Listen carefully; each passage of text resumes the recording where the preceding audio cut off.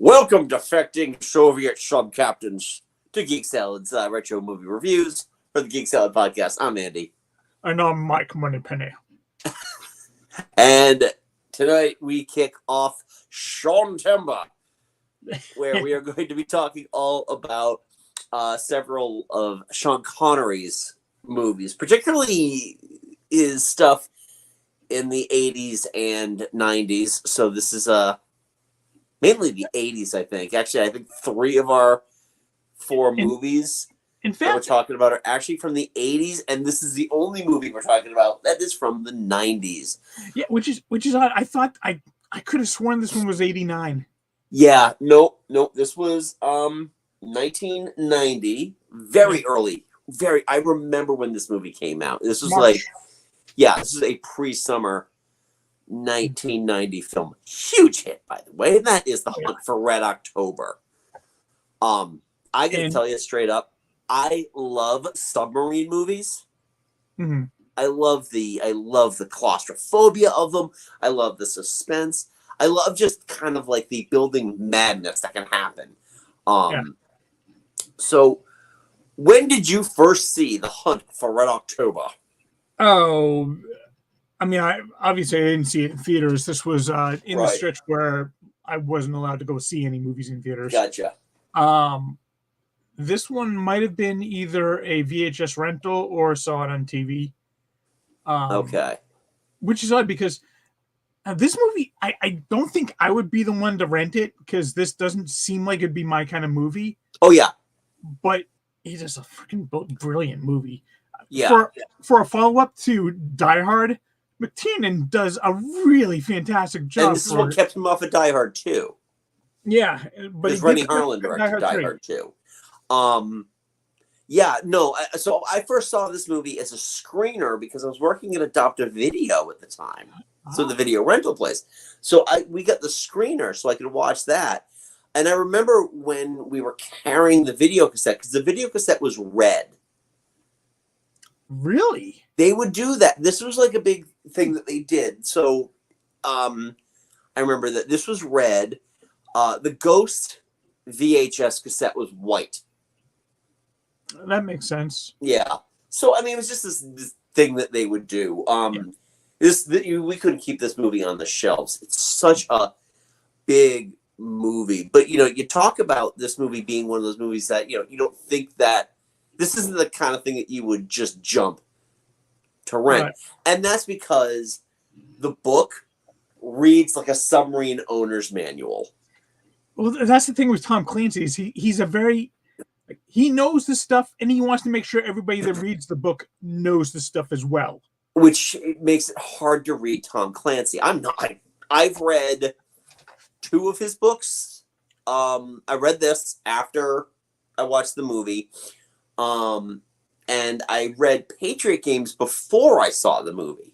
Yeah, I've never read any of Tom Clancy's books. All I know is I've heard that he is a very technical writer in the most dry and uninteresting sense. And that is where this movie succeeds, is that these characters actually have some life to them. I mean, this is the era of, the mid to late 80s into the 90s was the era of just like these static main characters. This was a John Grisham thing. It's like, okay, you don't really remember. You remember the plot, but you don't remember any of the characters' names or anything like that. And had it not been for this movie, I wouldn't remember these characters. I probably wouldn't even remember Jack Ryan. And Jack Ryan is like, the franchise builder.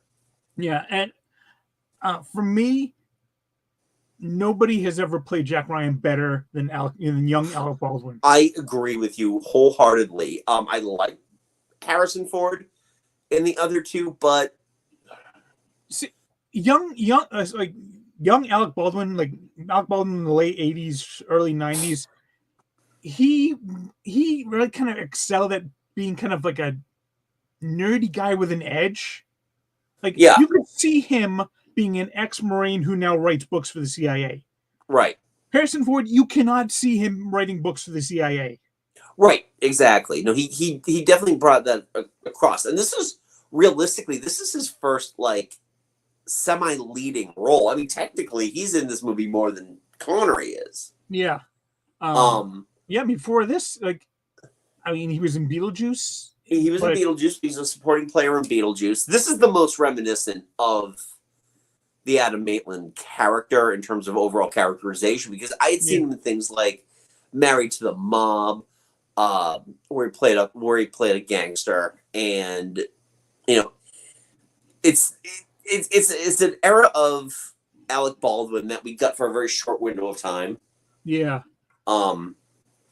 Just bring up his filmography right now. Yeah. Yeah, I mean, She's Having a Baby, Beetlejuice, Married to the Mob, Working Girl. Right before this, he was Jimmy Swaggart in Great Balls of Fire. Yeah. And then, after this, I mean, honestly, the next big one that I remember seeing him in was The Shadow, which I did see in theaters. And God. Yeah. Movie came out in 1994, which means we got a podcast coming up where we have to park on that for a little bit. Yeah.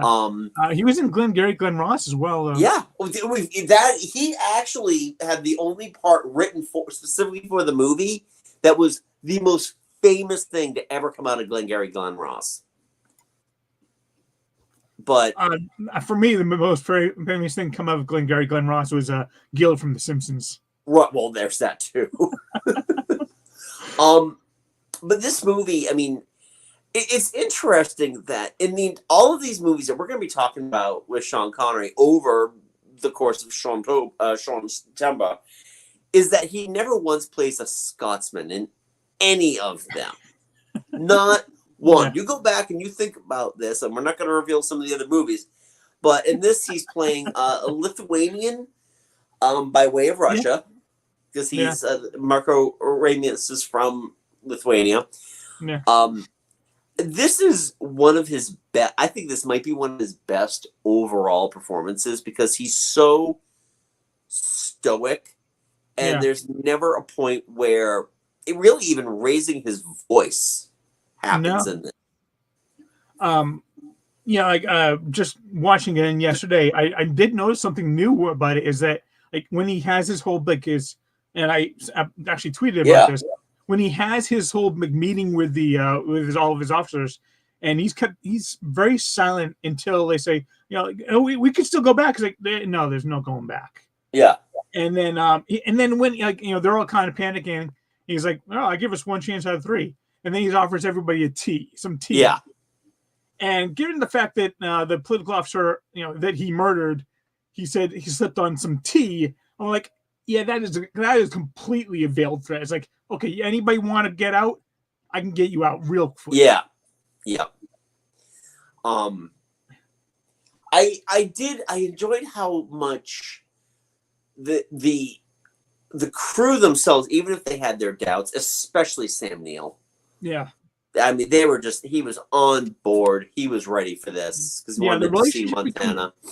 The relationship between Vasily and Marco was fantastic. I mean, that is kind of like he was Captain Riker to Sean Connery's Jean-Luc Picard.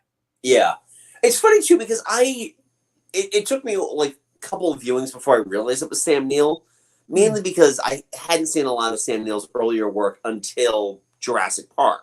Yeah, I think I saw Jurassic Park before I saw this. Yeah, so I definitely saw this like within 6 months of it coming out. Yeah. But and some of the other actors in this, Scott Glenn. Oh, Scott Glenn is fantastic in this movie. Scott Glenn is really good in this. Courtney B. Vance. Courtney B. Vance, yeah. As a Jonesy. Yeah. And like I love how like he's like he could even like tell that a torpedo was too high pitched, so couldn't be an American. Yeah. No, and that was kind of a nice thing. Also, too, the whole strategy of turning into the sub and into the missile. Yeah, and another great moment like for me of Sean Connery's performance is when they're going through that route and they're trying to avoid the torpedo that's out, coming on them. Well, like he's just, you can see it's like his mouth moving, like he's doing all the calculations in his head of like, all right, how much further can I go? How much further can I go? How much further can I go? Right. And like he's just doing it all, and it's just fantastic acting from him. Yeah. It is interesting too, also watching like naval submarine warfare. Yeah. With the torpedoes and things like setting them to detonate at a certain distance, versus what happens later where you disarm that. But what's kind of weird though is that most of the Russians in this movie are not played by Russian. Yeah, I think the crew, I think, are majority, at least Eastern European. Yeah, but I mean, it's Stellan Skarsgård. Oh yeah, exactly. You have a Swede playing Captain Tupolov. Yeah. You've killed us. It's funny too because again, that's one of those things I didn't realize that he was in it until much later. I think this is one of those movies that every once in a while we just get the hankering to watch. Yeah. And so watching it, we're like, is that still in Scars? How did I never know that? Even like all like the bit parts, like the guy who drives the DSRV, he's like, hey, I think somebody's shooting at us. No shit, get off. And you got Jeffrey Jones, who he keeps popping up, and it keeps getting more uncomfortable every time we see him. Yep, exactly. He's in a lot of movies that we've talked about, and will continue to be in a lot of movies that we talked about. And he's actually really good in a lot of the movies we talk about, which makes his personal life much more problematic. Exactly. But we'll always have Amadeus. I mean, and then there's oh good Lord, why am I blanking on his name? It's no sense of me blanking on his name. I mean, there's James Earl Jones as well. That's who. James Earl Jones. Sorry. Who's showed up in all four of the theatrically released. Of all four of the quote unquote canon. I did not realize he movies. Showed up in all of them. Right, and this is prior to, I think, if I'm not mistaken, there might have been a Jack Ryan movie that came out that was not. I mean, there was Hunt for October, Patriot Games, Clear and Present Danger, and then Reindeer Games. No, wait, no. No, it wasn't Reindeer Games. Some of All Fears. That's it. Yeah. Yeah. No, and it's just the TV series. I thought like Matt Damon had played him at one point, but no, that was like the standalone Bourne movie that is just called Bourne. Yeah. Or Jason Bourne. It's tough because this character kicked off a lot of like, what's the word I'm looking for here? It kicked off this thing where the evolution of the character went beyond, I think, where Clancy intended him to be. I mean, he was always supposed to be a pencil pusher. He was never in the thick of things, and he would end up being stuck in the thick of things. Even like, you mentioned he was a Marine. He was a Marine who was going there for analytics, essentially. Yeah. Actually, you know what this, going back to McTiernan, Jack Ryan kind of reminds me of John McClane. A little bit. He starts off as just like this guy who just happens to be in the right place at the wrong time. Right. And then in subsequent movies, he just becomes more and more of an action star, which is not what he's supposed to be. Right. And then when you get into like the John Krasinski, Jack Ryan stuff, and all of a sudden now he's a full blown action hero, and it's just like, all right, line should have been drawn a while ago. I like the idea of someone whose body was so broken in an accident that he had to rebuild himself. Yeah. And with that became a brilliant mind for the CIA. Yeah. I love also Ramius's reaction. Well, sure.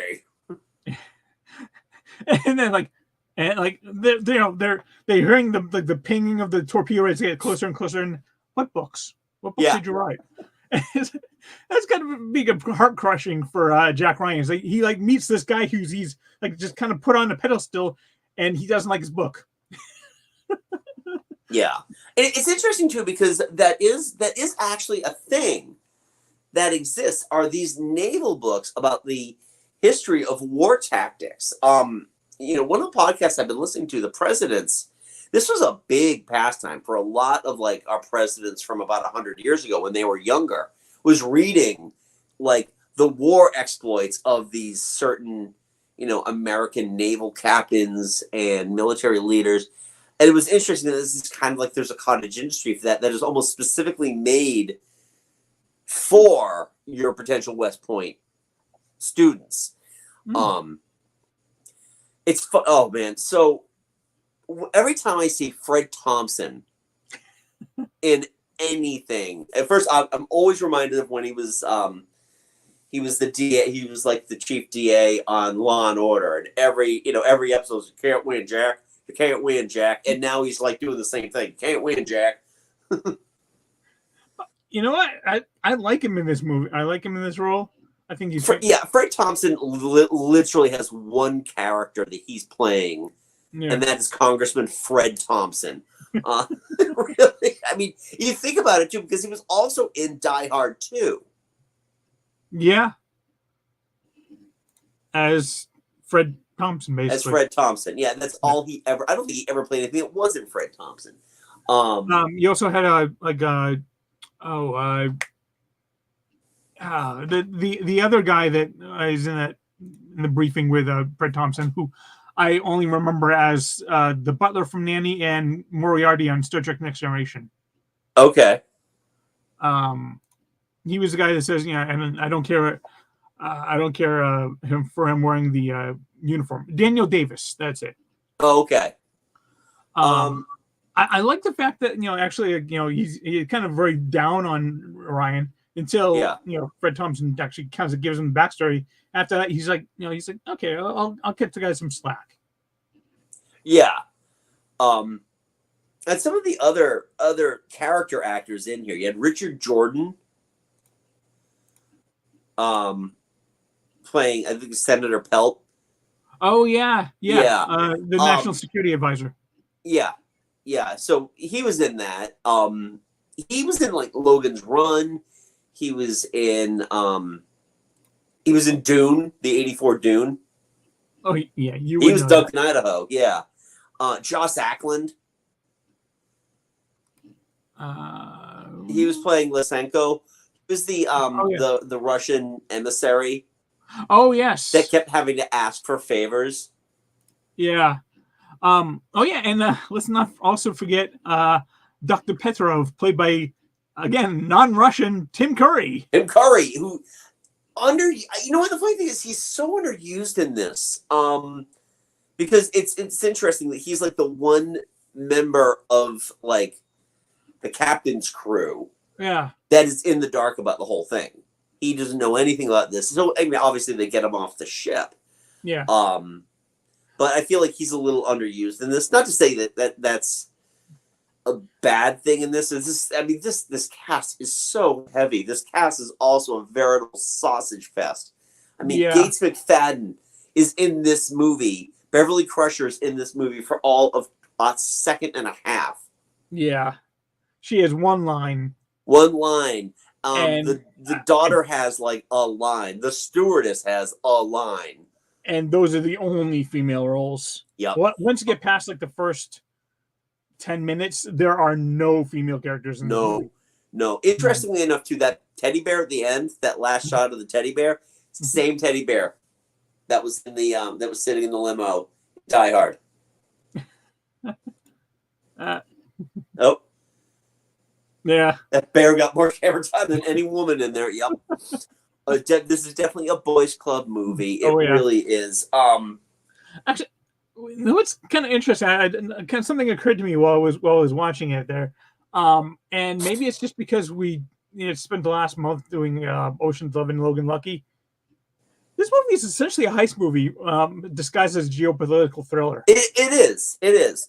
And Tim Curry is the mark because he's the guy that they're trying to con. Right. It is interesting though that it's a manner of like not everything goes perfectly, but you kind of have to let that go because how would you know that this ship was going to be coming in? How would you know that the Dallas is going to be coming in to help rescue you? And all these little things. It's just it all goes back. Well, goes forward because we're talking a movie that came out after. It all goes back to the Joker's logic, which everything that he does in The Dark Knight. There's no way he saw any of that coming, and it's just how happy accidents. I like when that frigate shows up, the U.S. frigate, and like fires the torpedo that James Earl Jones put. That is basically Bruiser walking in to punch up Danny, and turning out to be Danny's best friend. Yep. Yeah, that's really funny. The one thing I will say about this movie, it's like as much as I love this movie, this is a long movie where you feel its length. I would actually disagree with that. Okay. For me, I think the pacing on this movie is phenomenal. I think the editing and the pacing are like just so great that I paused the movie and it was like 20 minutes in and it felt like it'd been like maybe 10, 15. Okay. I think because there were so many moving parts to this movie that you have to be. This is not a passive viewing or passive watch movie. I'm lucky I've seen this like multiple times. Yeah. This is not something you can just have on in the background. This is one you do have to pay attention to. Right. Because there is a lot going on. Also, you learn a lot about all the different methods of transportation the military have to offer you to get you to a submarine. Yeah. I'm on a ship. Now I'm on a helicopter. I flew on the NAWAC.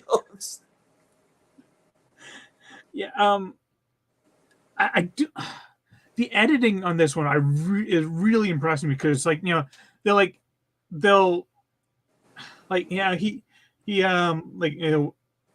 he gets to the boat, it's like, okay, so what was so important to get you out here so quickly? And then it cuts to another scene of on the Red October, and then it cuts back to because you didn't need to hear that story again. You just needed to hear what led up to Jack Ryan saying the story, and then the aftermath of the story. Right. So I thought the time management of this movie is fantastic. Yeah. I'm not gonna argue. I don't think this movie should have been any longer than it was. No. It is as long as it needs to be, I think. And it doesn't here's the thing too, is that it doesn't overstay the end of the movie. Yeah. When they're sitting out in that lake in Maine. Yeah. In the sub. It's like it goes on for about a minute, and that's all it needed to be. Yeah, you just wanted one final little quiet scene between Jack and Marco. Yeah. And then right back to the plane.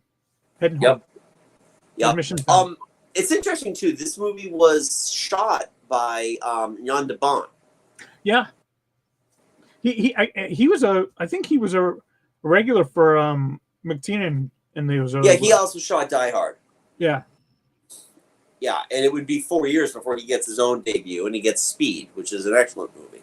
It really is. Yep. Michael Kamen doing the score, which is, I feel like this is, now I'm going back and thinking about the score. It is an interesting mix, because I feel like Michael Kamen legitimately had one score that he kept recycling over and over and over again, because he also did the scores for Die Hard, for the Lethal Weapon movies. He was the action composer, and they all kind of sound alike.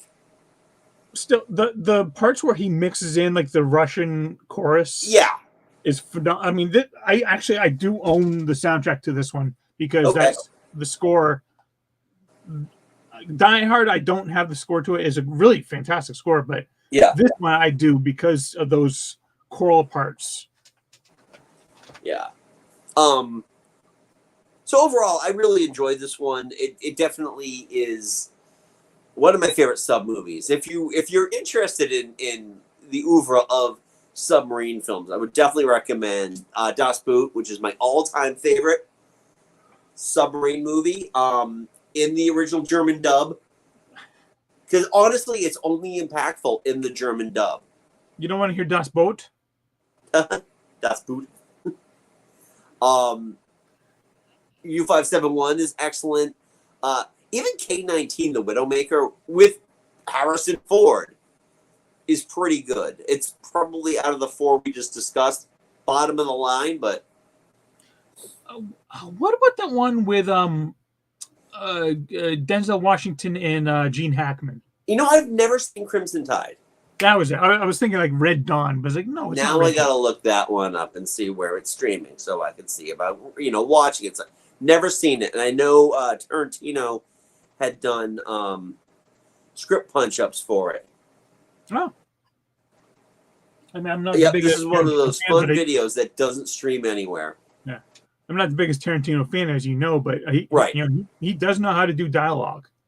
Yep. And that's why they gave him the ability to punch it up a little bit. Because, yeah. But overall, I do love this movie. Yeah. Definitely great way of kicking off the month of Seantember. Yeah. Because there is only more to come. What's weird though is that like all of the movies that we're going to do for him, he's not the star, and I think this is the only one where he kind of has a starring role. This is the only movie where he's technically the star, even though he's really not the star. This is Alec Baldwin's movie. Yeah, but, it's funny too when you look at the poster. And if you need a reference point, you just check the YouTube tile when I update this. The size of the font between Sean Connery's name and Alec Baldwin's name, it's like here's 100%, here's 25%. It's kind of funny. Yeah, but you're right. This is the only one where he is the lead of it. He is the selling point of this movie, and this is a movie he didn't want to do. Yeah, I guess they sent him. I did some behind the scenes. They sent him the script, and he read over it. And was like, I can't do this, because this is '89 when they're going to start filming. It's like Gorbachev is in power. The wall is coming down. We can't do this, right? I guess they hadn't sent him the first page where it has that the year is like 1984. Yeah, it was November of 1984. The movie takes place in. After he got there, I was like, oh, okay, I'll do it. All right, fine. Actually, this was originally going to go to Klaus Maria Brandauer. I did hear that, yes. Before, I think he was their backup. The interesting thing about this, too, because I remember seeing an interview with Connery about this, is that the script was sent to him via fax machine. And if you have any knowledge of fax machine technology in 1989, it's not like a printer. It is a printer, but it's like this one long scroll of paper as you are feeding page after page after page into. Which I'm sure Connery had his agent doing. Oh, he definitely had an assistant doing that. Well, pay for you, Mr. Connery. And do you know who over there with the shaman? Do you know who the studio wanted instead of Alec Baldwin at first? Harrison Ford, right? They did approach Harrison Ford, but no, their initial want, Kevin Costner. Oh. But he was busy doing some movie about buffaloes and Native Americans. I'd never heard of it before. Yeah, exactly. Come and gone. Yeah. I think I got a vague notion of that movie, undeservedly winning Best Picture or something like that in the year Goodfellas. That movie what do I know? Hold up as well. Oh no! This movie holds the stories I've heard about. We are going to tell a story in our 1994. No, we already talked about the movie last year. It was a '93 movie about Tombstone and how Tombstone came about because Costner screwed them to create Wyatt Earp. Another story for another day, because eventually we will have to touch on Tombstone. But overall, I really enjoy this movie. Absolutely. I think out of the 4 Connery movies we're going to talk about, this is my favorite out of all of them. I would agree with that. Yeah. I personally know my ranking of them. But yeah, this is definitely my favorite. Yeah. So definitely, it's on HBO Max right now. So go check it out. Actually, I watched most of it on HBO Max yesterday. Yeah. And then when it gets to like the final part where where it's a battle between Red October and the Konovalov. Yeah. There's like this weird static line that goes through the middle of the screen. It's like it's not like you can still see the movie, but you can definitely see this like weird static right through it. So I actually had to switch over to my my purchase copy. on I didn't have that issue because I watched it on Max as well. Oh, it's weird because when I switched to my Fandango account, watched the rest of it, did not have that there. Interesting. Yeah. Well, with that said, folks, we want to know, what are your thoughts on The Hunt for Red October? First of all, do you like submarine movies? Like films about gladiators? So long torpedoes. We want to know what your thoughts on this movie are. Where does Alec Baldwin rank in the myriad of actors who have played Jack Ryan? Yeah. Leave a polite comment below in the comment section. Don't forget to give this video a big thumbs up. Hit that subscribe button if you haven't done so already, because we do this every friggin' week. Yeah. We have the month of Seantember, where we are going to be talking about a whole lot of movies. This is the one where he's got the biggest part in there. Yeah. So keep yourself posted on that. Check out our backlog of all of our different retro reviews. Chances are you're going to find something that we've touched on before. Because, good Lord, I think we've done over 200 of these. Probably, yeah. I've lost count. But, we've got those. We also host a podcast called Geek Salad. You can check that out wherever you get your podcasts. We are also on the socials. Geek Salad Podcast at Facebook and at Geek Salad Radio on Twitter, on Blue Sky, on Threads, mainly on Twitter. So I think that's about it, Mike. So anyway, until next time, I'm Andy. I'm Mike. Hiroshi Nova. And we'll talk to you next time. I'm assuming that's goodbye in Russian. It's good night. Oh, okay, I think. Cool. I took 4 years of Russian in high school. I should know this. Yeah, I took none. До свидания.